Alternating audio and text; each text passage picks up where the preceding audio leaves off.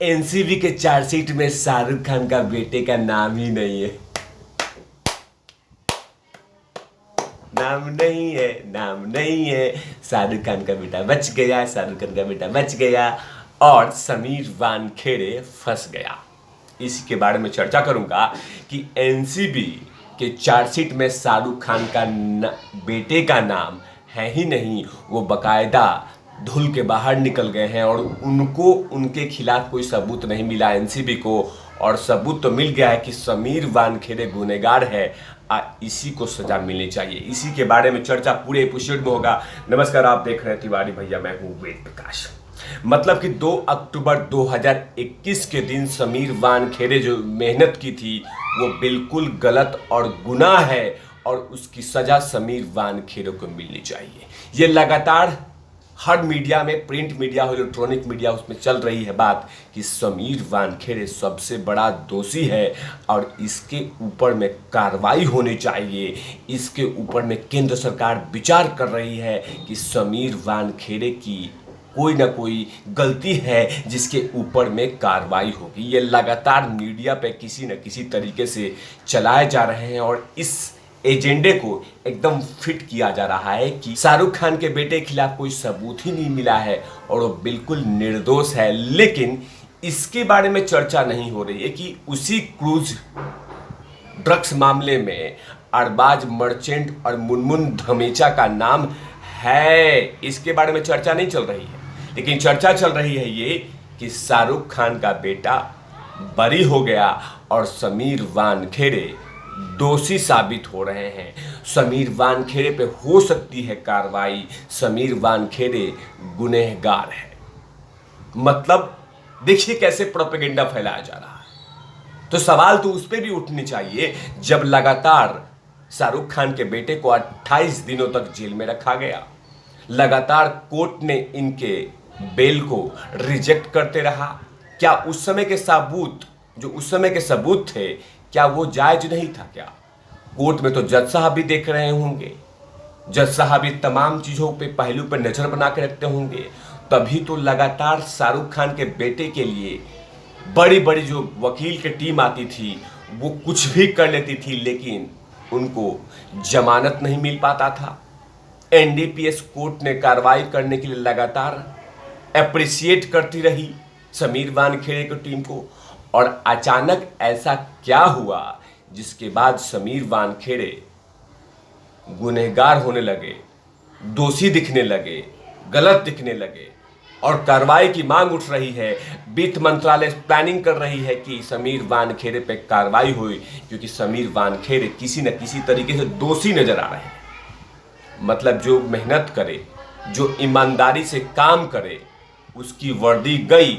आज जो ऐसे ही तलवे चाट के इधर उधर मिलजुल के रह रहे हैं और अपने साठगांठ से चला रहे हैं, उन पे कार्रवाई नहीं होगी, यही दिख रहा है।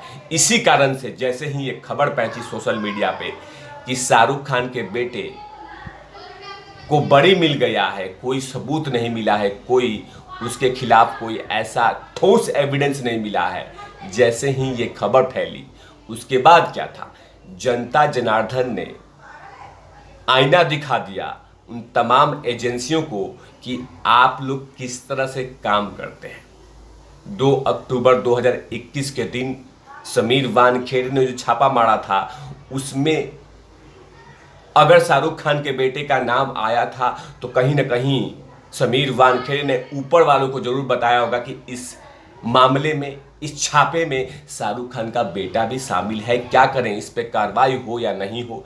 ऐसा कहीं ना कहीं किसी न किसी तरीके से हुआ होगा। शाहरुख खान का बेटा है, कोई छोटा मोटा हस्ती नहीं है, लेकिन अब ये तमाम गलतियां थोपी जा रही है समीर वानखेड़े के ऊपर। तमाम टारगेट अब समीर वानखेड़े पे किया जा रहा है कि आपने एक बड़ी हस्ती के ऊपर में आपने हाथ कैसे डाला, आपने एक बड़ी रसूखदार लोगों पे आपने हाथ कैसे डाला। इसीलिए अब देखा जा रहा है कि समीर वानखेड़े के ऊपर में कार्रवाई की तलवार लटक रही है। लेकिन जो खबर आ रही है कि चार्जशीट में नाम किसके किसके हैं, ये बतलाना बेहद आवश्यक है। क्रूज ड्रग्स मामले में चार्जशीट में मुनमुन धमेचा और अरबाज मर्चेंट को क्लीन चिट नहीं मिली है, इसके बारे में कार्रवाई की बात नहीं हो रही है कि चलिए ठीक है, अगर मान लीजिए कि शाहरुख खान के बेटे खिलाफ नहीं मिला, लेकिन मुनमुन धमेचा और अरबाज मर्चेंट को क्लीन चिट नहीं मिली है। दोनों ड्रग्स के आरोपी बताए गए हैं। अरबाज मर्चेंट स्टार किड्स आर्यन खान के दोस्त हैं और चार्जशीट में 6 लोगों के खिलाफ सबूत नहीं मिलने की बात लिखी है। जिनके खिलाफ सबूत नहीं मिले हैं वो हैं आर्यन खान, अवीन साहू, गोपाल जी आनंद, समीर साइधन एंड भास्कर अरोड़ा, मानव सिंघल शामिल हैं। बाकी 14 लोगों के खिलाफ केस दर्ज किया गया है, उन्हें क्लीन चिट नहीं मिली है। अब इन 14 लोगों पे केस चलाया जाएगा। मतलब कि आर्यन खान के दोस्त अरबाज मर्चेंट दोषी पाए गए, लेकिन आर्यन खान दोषी नहीं पाए गए। What a logic! क्या बात है, क्या बात है। मतलब आर्यन खान के दोस्त अरबाज मर्चेंट दोषी पाए गए हैं, आर्यन खान दोषी नहीं पाए गए हैं। ये है एनसीबी का इन्वेस्टिगेशन रिपोर्ट, जिसमें चार्जशीट में नाम नहीं डाला गया है। सबूत ही नहीं मिले तो नाम कैसे डालेंगे? लेकिन कहीं ना कहीं एनसीबी के इस कार्य प्रणाली पे जमकर सवाल उठ रहे हैं और देश की जनता जनार्दन सोशल मीडिया के थ्रू जमकर एनसीबी पे क्वेश्चंस मार्क कर रहे हैं कि आपके काम करने का तरीका क्या है। लेकिन कहीं ना कहीं अब समीर वानखेड़े के पद को जाने के लिए, उन पे कार्रवाई के लिए लगातार कोशिशें करनी शुरू कर दी जा चुकी है और इस तरह का एजेंडा सेट किया जा रहा है कि समीर वानखेड़े एक गुनहगार व्यक्ति है। ये एजेंडा सेट किया जा रहा है। लगातार ये कहा जा रहा है कि समीर वानखेड़े मनगढ़ंत कहानी बनाए थे। तो फिर अरबाज मर्चेंट कैसे आ गए, मुनमुन धमेचा कैसे आ गए, ये तमाम लोग कैसे आ गए? और साथ में और भी लोग आए हैं, वो सब तमाम कैसे आ गए? शक्तिमान बन के आए थे क्या? उड़ के आए थे क्या? लेकिन हाँ, प्रोपेगेंडा सेट करना है और समीर वानखेड़े पर टारगेट करना है। लेकिन जनता जनार्दन ने क्या कहा, इस तरह के खबर आने के बाद ये बतलाना बेहद आवश्यक है। जैसे ये खबर आई सोशल मीडिया पे कि ड्रग्स के मामले में आर्यन खान को क्लीन चिट मिली, उसके बाद एक यूजर लिखते हैं ये तो होना ही था, आखिर आर्यन खान जो है शाहरुख खान का बेटा है, सुपर स्टार का बेटा है। एक और यूजर लिखते हैं nothing is impossible for the country like us. एक और लिखते हैं यूजर अच्छा हुआ, वरना आज देश के करोड़ों लोगों का विश्वास पैसे की ताकत से उठ जाता। एक और यूजर लिखते हैं वाओ कॉन्ग्रेचुलेशंस, अब तो माल भी फ्री, जेल भी फ्री, सब कुछ फ्री फ्री, जा जिले अपनी ऐश वाली जिंदगी। एक और यूजर लिखते हैं कि आज मुझे फिर से गांधी पे भरोसा हो गया, गांधी हो पास तो क्यों रहे उदास, गांधी हैं सब कुछ मुमकिन है। मतलब कहीं ना कहीं जनता जनार्दन ने अपने गुस्से को सोशल मीडिया पे डाला है। जनता जनार्दन इस इन्वेस्टिगेशन और इस रिपोर्ट से खुश नहीं है और किसी न किसी तरीके से मीडिया में आके, मतलब सोशल मीडिया में आके अपनी भड़ास निकाल रही है। लेकिन सवाल है कि 28 दिन तक आर्यन खान जेल में रहे और कोर्ट लगातार इनकी जमानत को रिजेक्ट करता रहा, तो कहीं ना कहीं कोई ठोस सबूत तो देखे होंगे कोर्ट ने। लेकिन अचानक ऐसा फैसला आना कि एनसीबी को कोई भी सबूत मिले ही नहीं।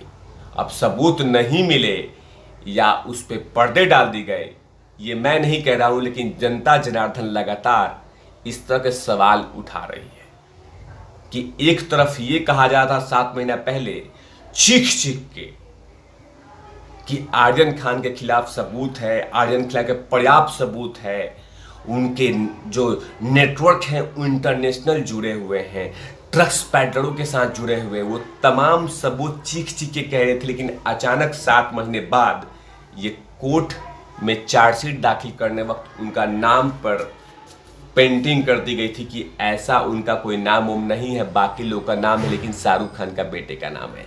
ये है न्याय की प्रणाली और ये है इन्वेस्टिगेशन का प्रोसेस। अब देखना होगा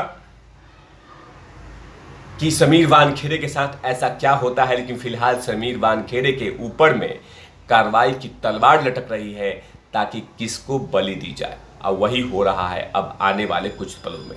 तब तक के लिए आप देखते रहिए तिवारी भैया, मैं हूं वेद प्रकाश, कैमरामैन ध्रुव लाठी के साथ। Over नाउट lovies.